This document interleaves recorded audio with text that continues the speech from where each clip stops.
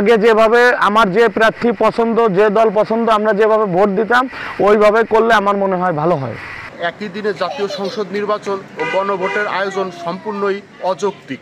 সমাজের প্রান্ত অঞ্চলে যে সমস্ত মানুষ রয়েছে তাদের পক্ষে এই ভোট কী ধরনের হবে এটা বোঝাই একেবারে মুশকিলের বিষয়।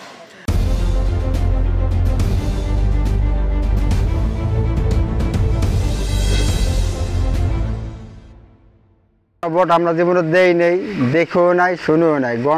গণভোট কি বলে সাধারণত এটা আমরা জানিও না। সাধারণত আমরা জানি সংসদ নির্বাচন হয়, উপজেলা নির্বাচন হয়, ইউনিয়ন পরিষদের নির্বাচন হয়, এগুলো আমরা দীর্ঘদিন ধরে দিয়ে আসতেছি, অতএব দিয়ে আসবো। কিন্তু গণভোট কাকে বলে এটা জানিও না, বুঝিও না।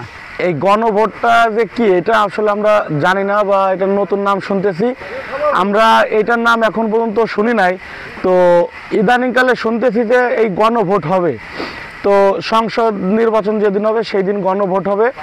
তো এইটা না দেখা পর্যন্ত আমরা যেহেতু শিক্ষিত সমাজের লোক, পড়াশোনা করেছি, তো আমরাই যেহেতু বুঝি না এই দিনমজুর যারা আছে, খেটে খাওয়া মানুষ যারা আছে, এরা কীভাবে গণভোট কী জিনিস এরাই আমার মনে হয় না এরা বুঝবে। অতএব সংসদ নির্বাচনের দিন এটা আমরা না দেখা পর্যন্ত আমাদের বুঝে আসতেছে না যে গণভোটটা আসলে কী জিনিস। তবে আমরা এই বাংলাদেশের মানুষ, আমরা সহজ সরল মানুষ, দিনমজুর খেটে খাওয়া মানুষ এখানে।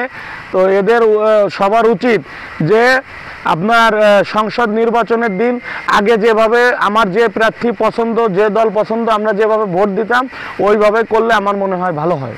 যে কোনো গণতান্ত্রিক দেশে গণভোট, যে কোনো সংকটপূর্ণ অবস্থা তৈরি হলে তখন সরকার সিদ্ধান্ত নেয় তাদের নতুন সিদ্ধান্ত নিতে এই গণভোট।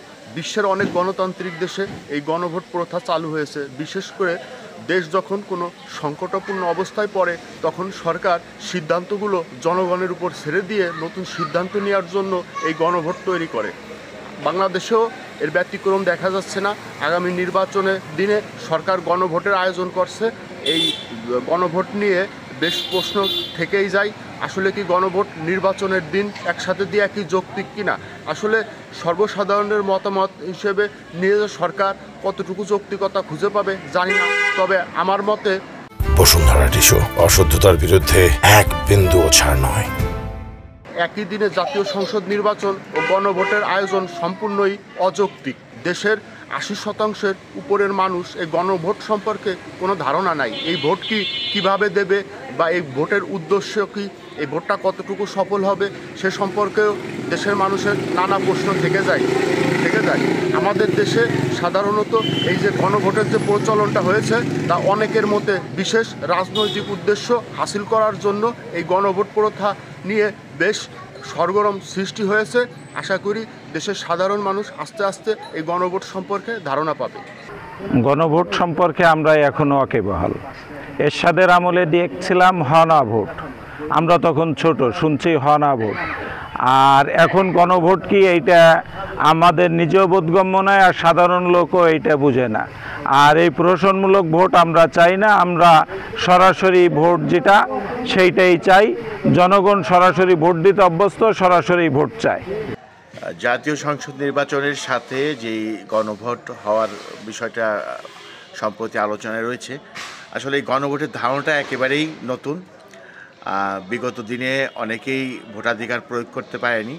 সেই ক্ষেত্রে এই ধরনের গণভোট করায় একটি নির্বাচনটি আমি জানি না প্রশ্নের সম্মুখীন হওয়ার সম্ভাবনা রয়েছে, কারণ গণভোটের সম্পর্কে আমাদের ধারণাটা একেবারেই নেই। এই ধরনের একই সাথে নির্বাচন হওয়াটা আমি মনে করি অযৌক্তিক। গণভোট যেটি, সেটির ধারণাটা একেবারেই নতুন।